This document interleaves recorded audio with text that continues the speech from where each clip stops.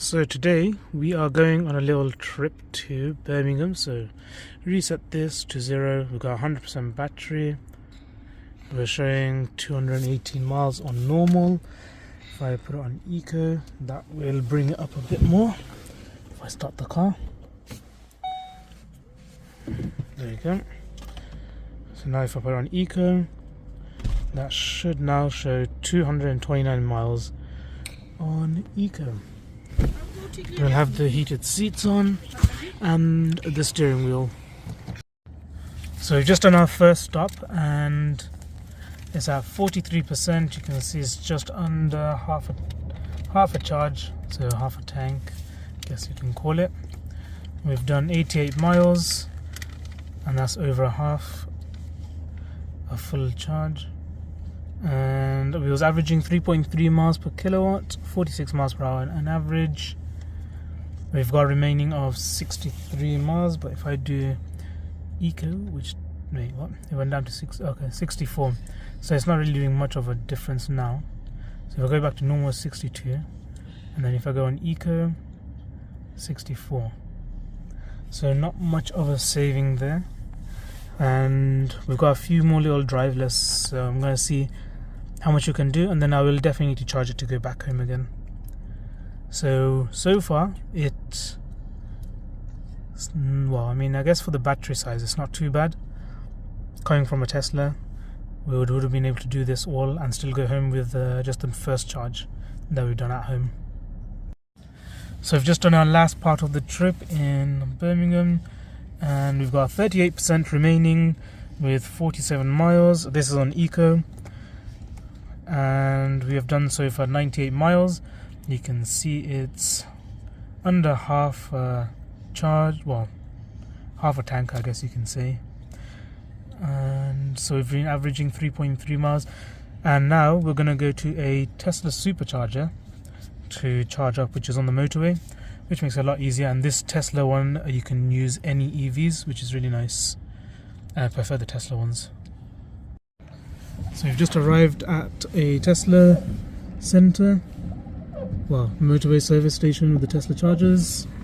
Quite a lot, and it's snowing now. Here we are. So we got 22 miles. That's on normal. If I was to put on eco, I think it's about 24. And it's making no difference. Let's go back to normal. So 22% of miles, and we've got 24% charge left. And you can see we've got a quarter left of charge. So I just need to charge about just over half, and then we'll be able to go home and then charge it back home, well, at home.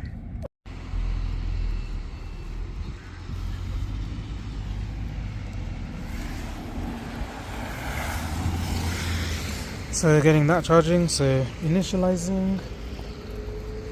Oh, I can hear it going up. 22 kilowatts. So these should be quite a fast charge, to be fair. So here it just says monitor your charge session in the app. I'm going to go back in. It's quite heavy now, to be fair. Getting quite a bit of snow. How fast are we charging? 47 kilowatts. That was all me.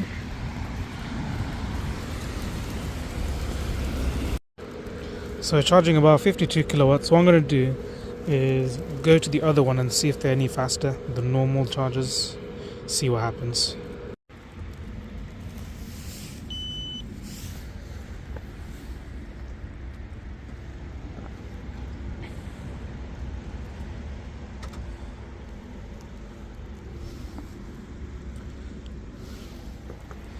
Preparing to charge, we're connecting to your vehicle now.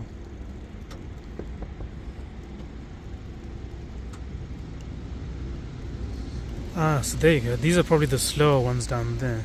And these are the faster ones, I believe.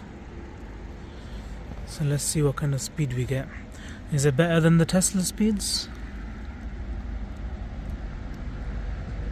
So far it actually doesn't look like to be better than a Tesla speed.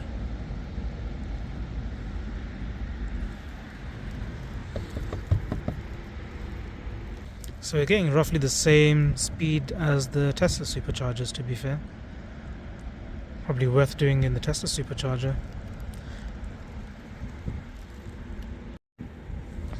So we're getting a little bit more speed, 79p per kilowatt. So it's just slowly going up. So I'm guessing these cars ain't really too fast on charging, even though it's 100 I believe. But slowly creeping up. 38%. Dropped quite a bit now. Thinking should I just go back to the Tesla one.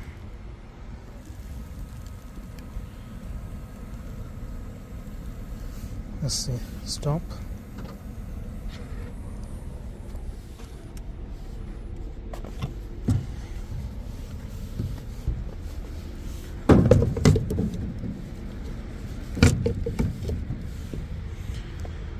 Thank you. The cost is shown on the payment terminal.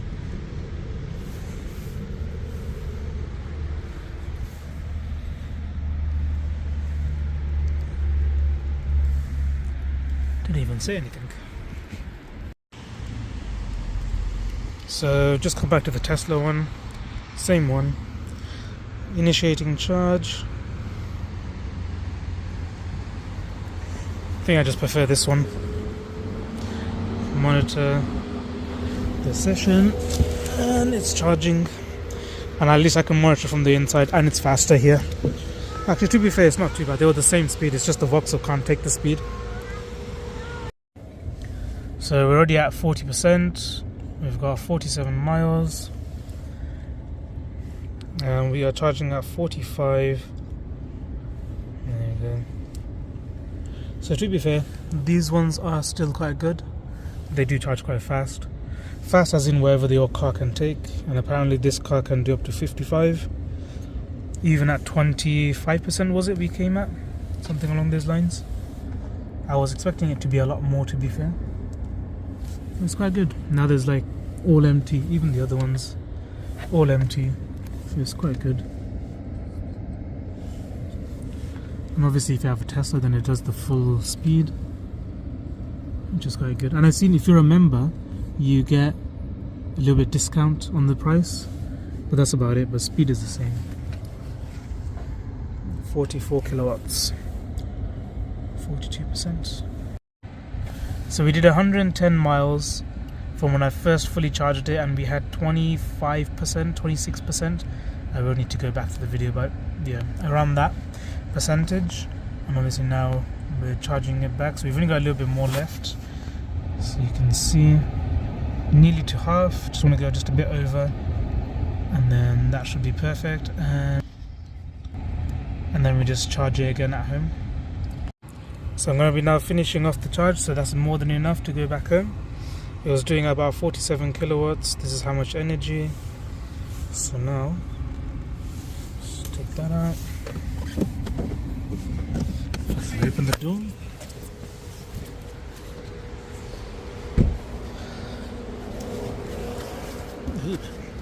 There you go. Well, I mistakenly pressed it, so it stopped the charge. I'll find that out in a minute.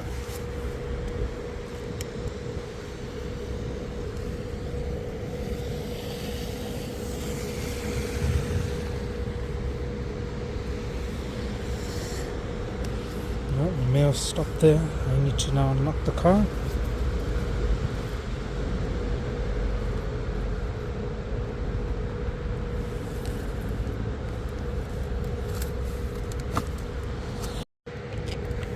Time to go home. Not bad. About 15 minutes, 20 minutes.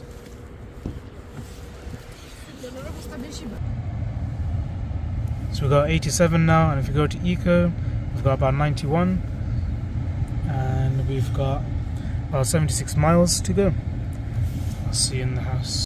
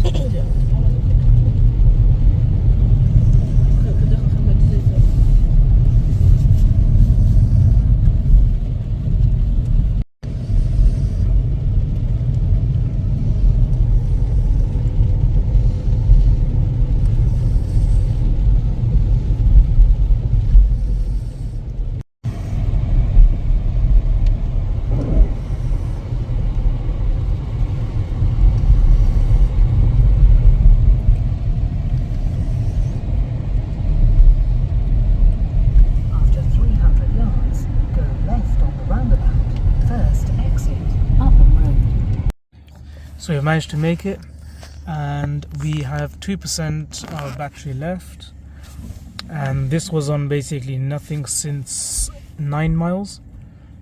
So when it dropped to 8, it just literally disappeared, and I had 7% battery left, so I came back home with 2%.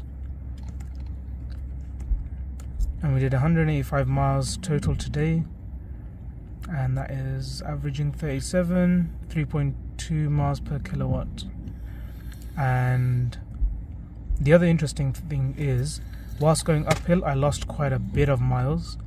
I was about 10 miles short to reach our home, but then because of the snow, it was quite icy. People are driving very slowly, so they're doing about 30. I managed to get the miles back up again, basically. Well, the distance that was required to go there was shortening, whilst the miles here was actually going slowly because of the speed, so that actually helped a lot. And we managed to make it. You can see there where the red bar is. It's just that little tiny little dot there, not that big one, but that small little dot where it's 2%. So yeah, so I'll try to find out how much we've spent altogether for this trip to do 185 miles. Yep. So I've just plugged it into the house now, and you can see from 2% to go to 100 it's going to take 7 hours and 10 minutes, and it's charging at the rate of 26 miles per hour, not our usual 3 to 4 hours. Obviously we are quite low. And yeah, so whilst we were coming here, to be fair, once it reached about, I'd say 15%, it started to show on the navigation to reroute to a charging station, which was a lot further away, where it would mean going to a different place instead of going straight towards the destination. So I thought I'll just carry on. I mean, I was able to tell that we will be able to make it.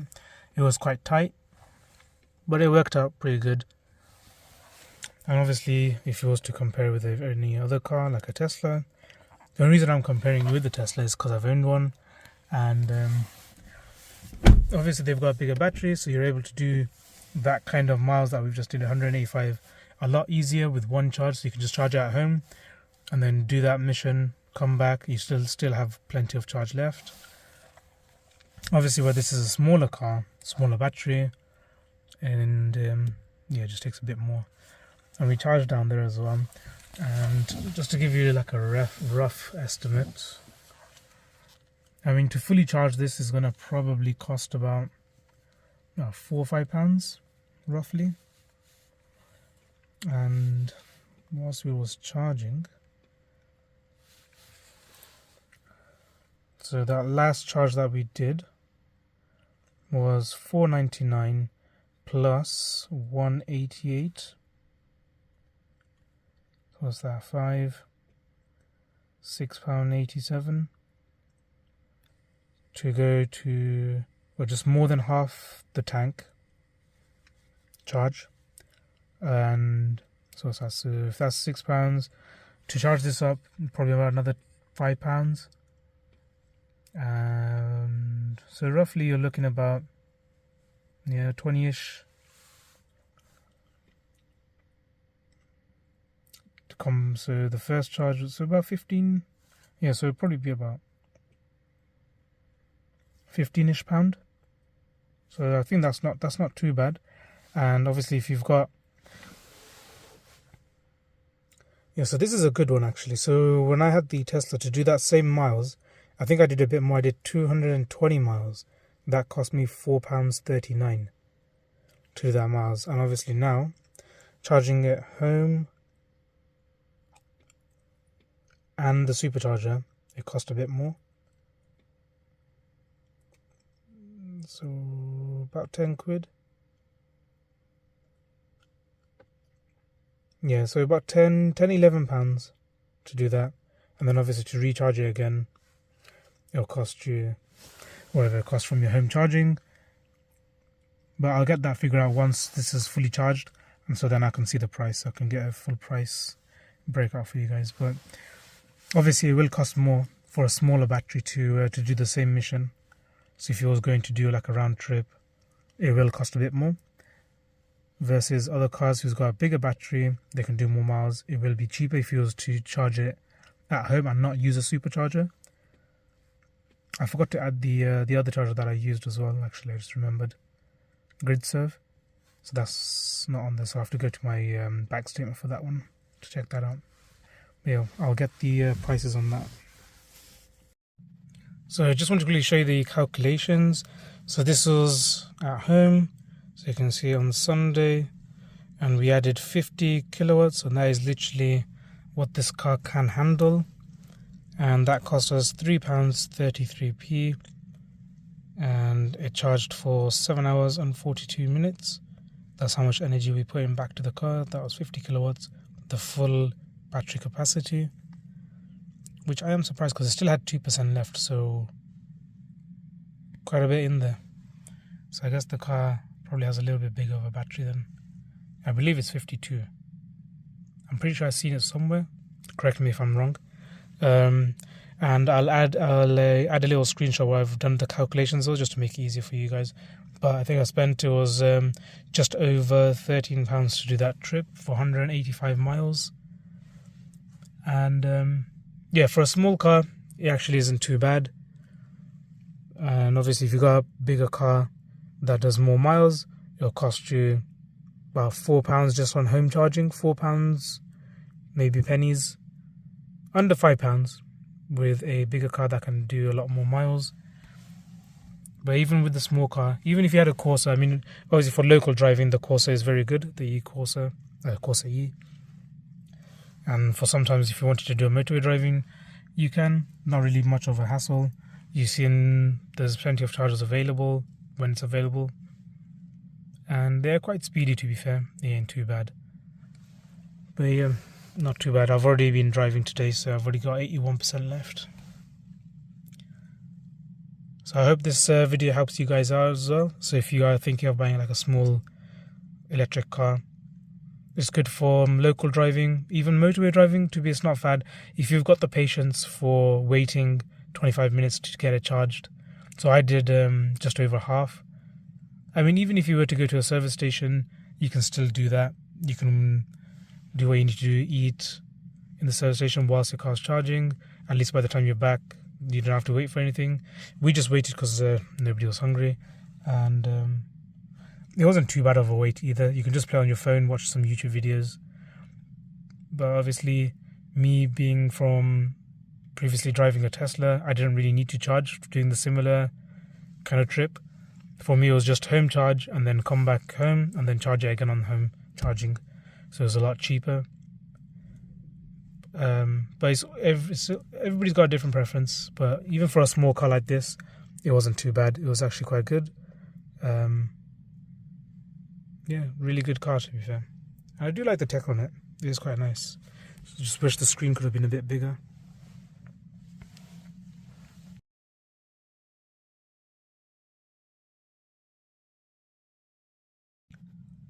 Thank you guys for watching. Please like, share and subscribe.